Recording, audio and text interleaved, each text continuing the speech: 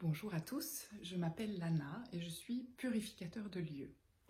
Alors tout d'abord, comment repérer un lieu qui aurait besoin d'une purification? J'ai envie de vous dire que le premier indicateur, c'est vous.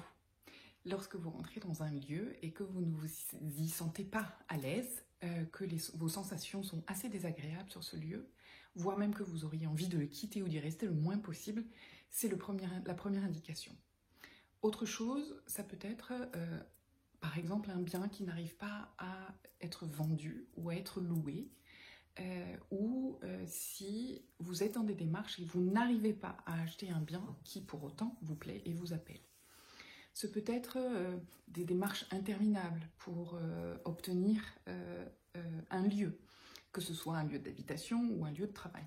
Ça peut être des ennuis constants dans ce lieu.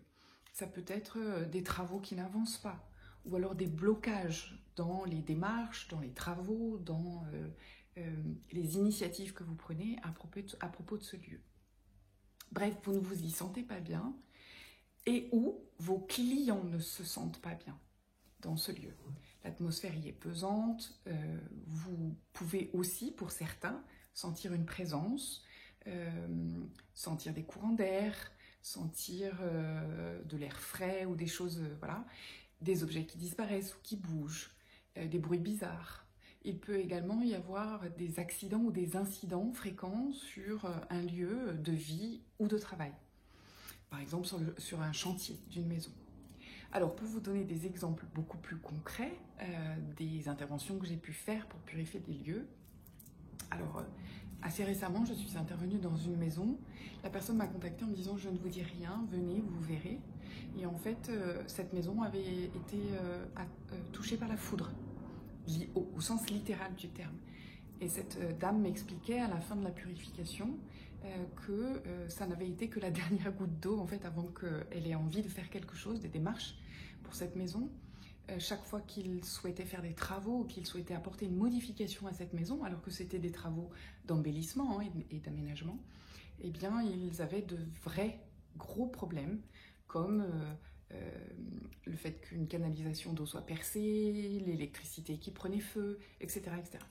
Ça peut être aussi un agent immobilier qui me racontait que dans une maison où quelqu'un était décédé, son maître laser qui avait fonctionné, qui était chargé jusqu'à maintenant, n'a jamais voulu fonctionner dans cette pièce-là. Ça peut être, j'ai eu il y a quelque temps un moulin dans le Lot, je crois, qui était en vente depuis 3 ans et qui ne se vendait pas. Il y avait très peu de visites. Le propriétaire commençait à trouver le temps long et à avoir des difficultés financières. Après mon intervention et après la purification de ce moulin, eh bien, il s'est vendu en 3 mois. Ça peut être une maison en construction. Le contrat de construction avec le promoteur avait été signé pour un délai initial de 9 mois.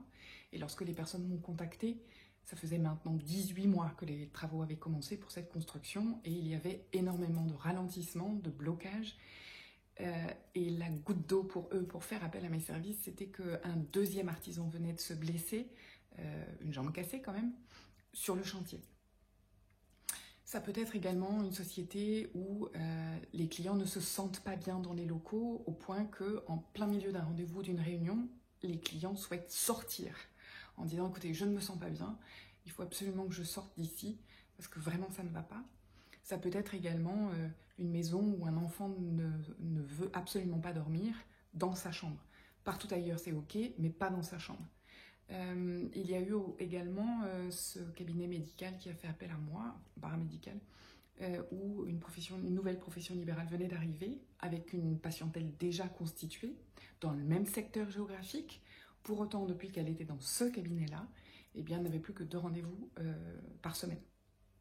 Voilà quelques exemples qui doivent vous mettre la puce à l'oreille pour vous expliquer dans quel cas un lieu pourrait être purifié de façon à fluidifier les choses. Alors, en quoi ça consiste? Dit vulgairement, il s'agit de faire circuler des énergies, d'enlever des énergies négatives pour y mettre autre chose, et puis aussi de négocier avec les habitants invisibles de ce lieu. Comment ça se passe? Alors, pour une maison d'habitation, il faut compter à peu près 1 heure à 1 heure et demie d'intervention. La seule chose que je puisse vous dire, puisque il ne faudra que le vivre pour savoir exactement ce qui s'y passe, c'est que je passe de la sauge dans tout le lieu, je fais un premier tour du lieu avec ou sans le propriétaire, mais la plupart du temps, enfin à 100% avec, et je vous expliquerai pourquoi. Et ensuite, je fais la purification et je peux bien évidemment ou ne rien dire aux personnes qui y habitent, ou au contraire répondre à leurs questions et ils me suivent. C'est d'ailleurs le petit clin d'œil, 85% des gens qui m'appellent, la plupart du temps pour prendre rendez-vous, me disent « bon, il faut que je vous le dise quand même, mais j'y crois pas, mais je fais quand même appel à vous parce que je suis dans une impasse et vous êtes un peu ma dernière chance. » Et lorsque je leur dis au moment de la prise de rendez-vous, pas de problème, si vous ne voulez pas être présent lors de la purification, vous pourrez rester dans un coin, moi je ferai le tour.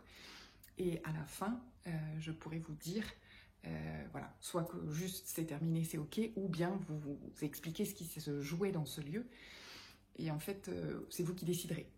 Et dans 100% des cas, les gens me suivent, me posent plein de questions et sont assez bluffés de ce qui ressort de cette purification qui concerne la maison et qui assez souvent peut avoir un lien avec ce qu'eux vivent dans ce lieu. Voilà. Donc comment je travaille eh bien, je suis aujourd'hui en relation avec des agents immobiliers, des architectes d'intérieur, des décorateurs, des notaires, des diagnostiqueurs, des courtiers en travaux à qui j'ai appris à repérer lorsqu'un lieu pourrait avoir besoin de purification, de telle sorte à ce qu'ils puissent faire appel à mes services. Et j'interviens dans ce cas-là pour faire la purification et faire en sorte que les choses se fluidifient. Et enfin, pour terminer, ma présentation un petit peu plus concrète. Donc avant d'être médium purificateur et thérapeute, j'étais dans la matière, en conseiller en investissement financier, donc aussi un tout petit peu dans l'immobilier ou en tout cas dans des lieux, pendant 12 ans indépendante. Et puis depuis 2015, je suis thérapeute de l'âme sur Toulouse et médium purificateur de lieux. Alors, j'avais bien sûr des dons depuis la naissance que j'ai mis sous le tapis pendant un certain nombre d'années jusqu'à un accident de vie où là ces capacités extrasensorielles sont revenues et où j'ai appris à les maîtriser et à en faire quelque chose qui soit utile. Voilà, donc sachez que vous allez trouver mes coordonnées à l'issue de cette vidéo en bas. Vous pouvez me contacter, vous pouvez prendre rendez-vous de 15 minutes si vous le souhaitez gratuitement pour échanger sur ce que vous vivez. Si cette vidéo vous a interpellé, si cela vous parle, vous pouvez me contacter et partager cette vidéo à votre entourage. Au revoir.